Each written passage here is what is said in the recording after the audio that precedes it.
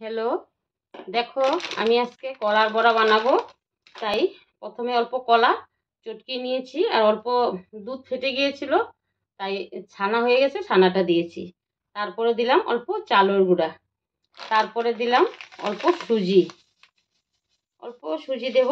আর সুজির সাথে অল্প একটু লবণ দেব। কলা দিয়েছি তো, মিষ্টি এখনো দিইনি, তাই অল্প একটু লবণ দিলাম। তারপরে অল্প একটু চিনি দেব। চিনি না দিলে একটু মিষ্টি হবে না তো, তাই একটু ভাবছি একটু চিনি দেই। একটু চিনি দেব। চিনি দিয়ে তারপরে আমি এটা এদিকে মাখতেছি। তারপর ভাবলাম কয়েকটা বড়া বানাবো, বিকালে চা দিয়ে খাবো। সেই জন্য ভাবলাম, অনেকগুলো দুধ ফেটে গেছে তো, তাই দুধটা দিয়ে কয়েকটা কলাও ছিল, ভাবলাম যে না, এটা দিয়ে একটা বড়া বানাই। বড়া বানালে খেতেও ভাল লাগবে, সেই জন্য বড়াটা বানাচ্ছি।